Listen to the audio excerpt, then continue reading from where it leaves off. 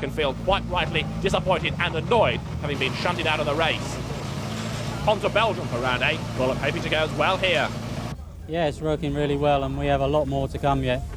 So I think they all better look out. Have you done anything more now before the Belgian race? No, we have because of the accident we have a lot of work to do, so the engine is just as it was in Finland. But still it's nice to be back really at the top. It is, very much so, yeah. After nearly 2 years now of working hard at the car, the team's very happy to be back. What about the race here in Belgium? Naturally, I hope for a victory, and we have done some small changing on the car, and it feels very good here on the practice, so we look forward for the race. The track is very bumpy, lots of big stones and everything. What do you think of that? Yeah, we have only done the first 3 practice, and it's almost like you have done 4 or 5 meetings in a row here, but I feel it's very bad that the organization can't make the circuit better from the beginning, but we hope that overnight they can make it more or lesser bumpy.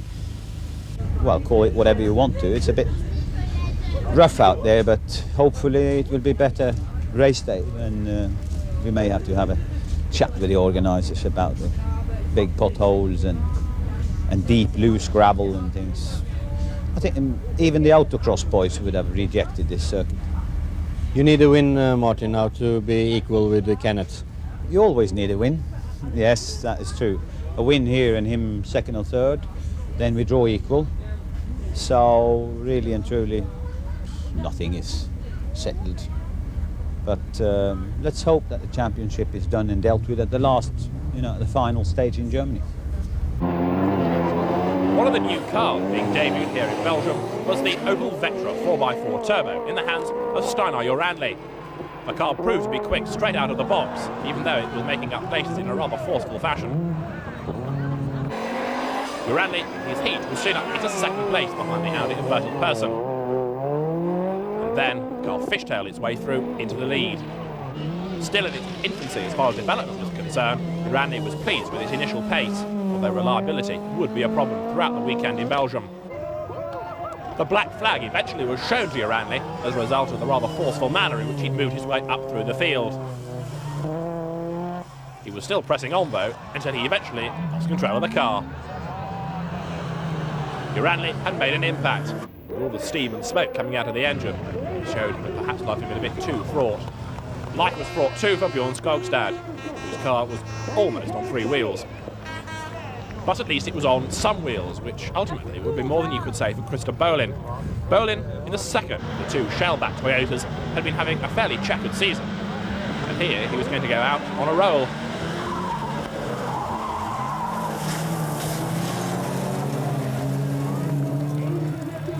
He was okay. The car looked rather second-hand afterwards. Christer Bolin out of the heats.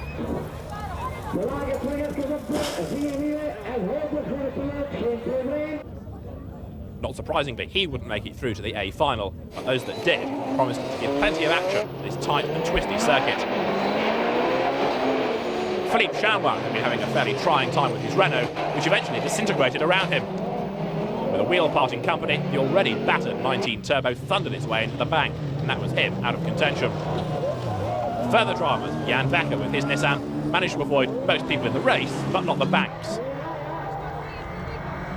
Gunder's fan being just as energetic as ever. In the background, Lasse Salström was into the gravel trap. In Division 2, things were quicker, but no less exciting. This, Mikael Jernberg and Tommy Kristoffersson, the 2 Swedish drivers, coming to terms with the banking. The first of the important finals was the ERA Cup. In the previous 7 races had given us 7 different winners. Could we make it 8 from 8 here? It looked as though the answer would be yes. A local driver, Co Kasser, moving through into the lead at the first corner. Behind him, Manfred Beck hit the bank. He was out of contention. All of that left Rudy Laubers in the lead. The Belgian on target for a popular victory here at his home circuit. That was until post-race scrutineering. Even though the Belgian and his Peugeot 205 had won on the road, he was later to be excluded. And that meant the 8th different winner in 8 rounds was to be Etienne van der Branden, who chased him home in second place. Manfred Beck led the championship, but a point ahead of Laubers, with Novotny third ahead of Bergvall, Nielsen and Ruud Verkooyen in 6th place. things in Divisions 1 and 2 are getting pretty hectic as well. The lights go green then. The Division 1 A final is underway. Ivan Opland there in the yellowness and getting squeezed out. Gunnar Kittelsen leads ahead of Ludwig Hunsbeck as they all pile into the first corner. Conditions far better for the finals this year than last. Last year they were held in appallingly wet conditions. Now it's nice and dry. Lots of contact there between Hutton and Lineman, the two championship rivals. Gunnar Kittelsen ahead of Ludwig Hunsbeck. The two Norwegian drivers bouncing their way across the loose, and they're bouncing up onto the bank. Is Lineman, and that's Hutton! Richard Hutton's car comes to a halt. He is in big trouble.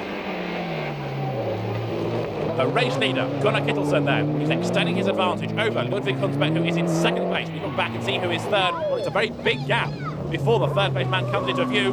Pavel Kapp it is at the moment as there. Gunnar Kittelsen comes through in the lead. Is he going to win the A final? He is going to win the A final. Second place goes to Hunsbeck. Kappney takes third ahead of Opland, with Hutton and Lineman completing the top 6.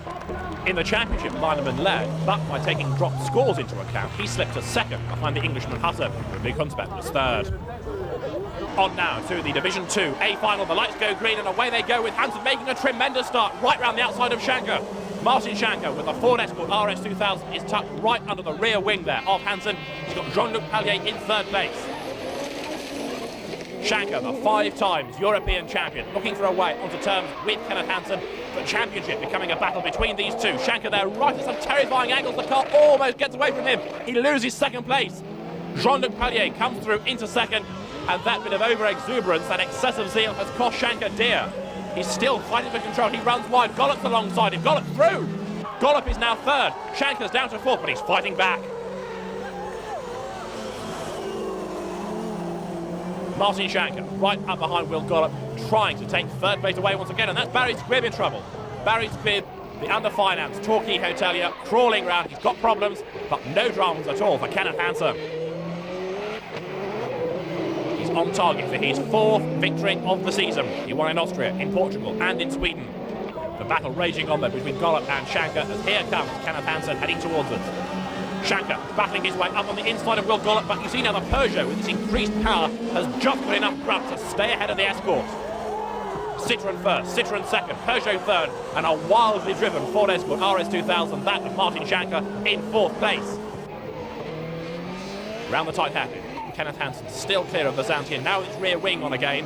Very narrow corner that, really denying drivers any chance to find a way through midway round the corner. Schanker tucked up behind Gollop, but Kenneth Hansen is making life look very easy. Schanker, again, trying to find a gap on the inside of Gollop. Bjorn Skogstad going well, he's 5th. Barry Squibb, having retired, will be classified in 6th position. And now Gollop is closing on Pallier, and he's pulled well clear of Schanker. Maybe Schanker has got a problem, but maybe so too has Pallier, because all of a sudden the Peugeot 306 of Gollop is right with him. Schanker there going off briefly in the background. Skogstad closing on his fellow countrymen, the two Norwegians together. Kenneth Hansen, the Swedish man, is in the lead. In second place is Pallier, being far more subdued now in his lines, not really being as extrovert. He's throwing the car around as once he was. He now needs to keep Gollop at bay, being very defensive in his driving there. In 4th is Schanker, 5th is Skogstad, who's been playing all season long by a misfire. It rather looked as though that might have afflicted him once again, because the car was slow out of that corner. Kenneth Hansen does win for the 4th time this season. Jean-Luc Pallier is second. Will Gollop takes third ahead of Schanker, Skogstad, and Barry Squibb classified in 6th place. It's beginning to look like Kenneth Hansen's year. The Citroën ZX seems to be unstoppable now. In the championship, he has 131 points to Schanker's 114. Pallier is third ahead of Eklund, with Gollop 5th and Squibb 6th. 8 rounds in, 3 to go. Will it be a Swede or a Norwegian to win the crown?